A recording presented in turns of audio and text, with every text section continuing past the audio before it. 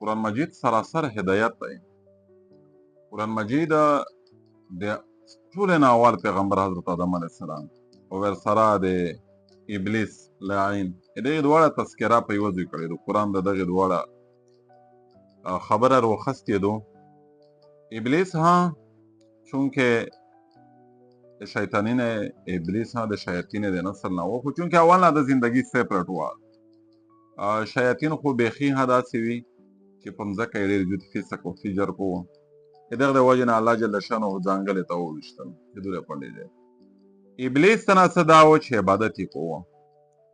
نو ټیم تېرېده خو چې په کوم وخت چې الله جل شانه تمام مخلوق ته د آدم او مخ ته سجدې وکړه، جن او فرشتې وي پکې، شیطانون وي. ابلیس انکار وکړ. خلقتنی من نار و خلقته من طین، زه داسې مخلوق دپاره سجده نه کوم.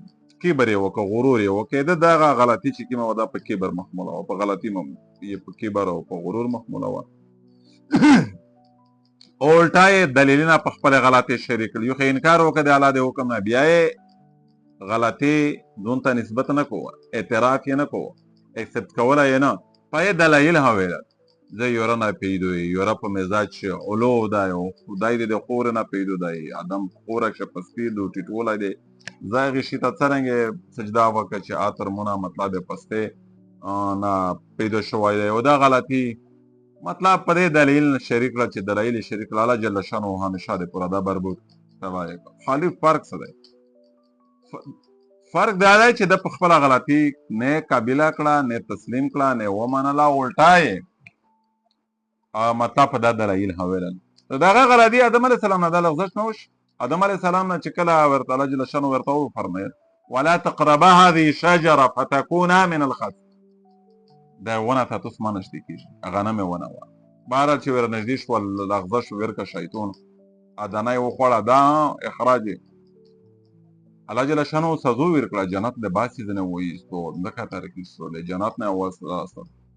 آدم علیه السلام غلطي دواړه وکړه.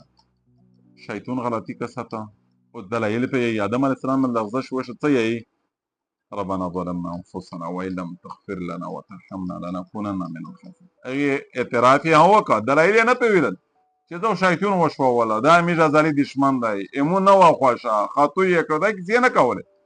بس غلطي یې ومنله. ویې منله، ساری یې ټیټ کړه، عاجزي یې وکړه، الله جل شانه ورته معاف کړه. فرق اویس دامره دی چې شیطان د کبر د غرور د وجې نه غلطي تسلیم نه کړله، دلایل یې هم پرې وویلل، حالا تباه او بربود همیشه د پره کړه.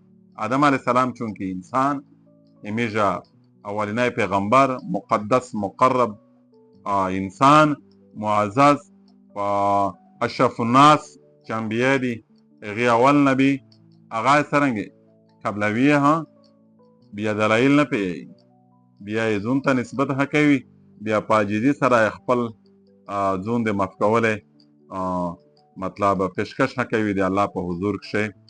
نو دی نه موږ ته دوه سبق دي. بعضې د انسانونو مزاجونه هم مختلف دي. ځینې انسانونه چې غلطي وکړي په دلایل ښیي، په باندې د هغې د مطلب قبلوي یې نه، په باندې الټا د هغې خبرې ښه کوي. دا خلک نقصاني دي. دا خلک د غرور د کبر یې چې مو سټیټس خراب شي، مو ذلت ته په دا کښې، مو رسوایي دو په دا کښې، نه څرنګې مو ته غلط یې، نه زه په دا غلط نه یم. وبېړې د چاپه مشه دا غلطي خو آدم علیه السلام چې موږ پیغمبر اول دی، موږ پلور دی، موږ نیکه دی، موږ د تخلیق د انسان چې اول پیدایي چې دی، ای په کوم انداز چې قبیله کړه، په کوم انداز چې د هغې اعتراف وکړو، د خپل عاجزۍ اظهار یې وکړو. الله جل شانه بیا معاف هم کړه. الله جل شانه بیا په دې انعامات هم وکړل. د انسان او د شیطان په منځ کې فرق قرآن دواړه وسلو بیان کړي دي. نو ښه انسانونه هغه دي چې غلطي مطلع وي، چا نه غلطي نه کېږي، غلطي نه یې چا نه نشي، غلطي د انسان نه شي. حدیث شریف کې درېمې الله جل بن حدیث قدسي دی. الله جل شانه فرمایي چې که په مخ د مځکې داسې انسانونه وي چې دی غلطي بیخي کونه دا ټول زه ختم کا ورکوي کا دې په زوی متبادل داسې مخلوق پیدا کا چې غلطي هکو او بیا توبه هم په ومس. لہذا د شیطان یاردادو چې خپل غلطي نه قبلوي او پابند دلایل هيي او په اعتراف یې نه کوي، الټا په بل هم اړوي. که په انسانونه چې داسې خلک وه دا د دغه شیطان په لار روان دي، د شیطان مزاج دی. او که داسې خلک وو چې غلطۍ کولې او د انسانیت خپل غلطۍ اعتراف یې کوه، په عاجزي سره د معذرت خواهي کوله، دا د انبیا صفت دی، دا د ښې خلکې صفت دی، دا د انسانیت لار دی. نو میش نو غلطی کیږي، بس ٹھیک شولا، انسانونی کمزوری غلطی خالی که دلنه پوتلی الله نو معافي غوړي او عند الناس خلق خدا مخ ته باندې د خپل حالات اعتراف کوي، دایم غلطي کوي. الله جل شانه خدا میش رئیس مسلمان او په شریعت پیرا عمل وما علينا الا البلاغ.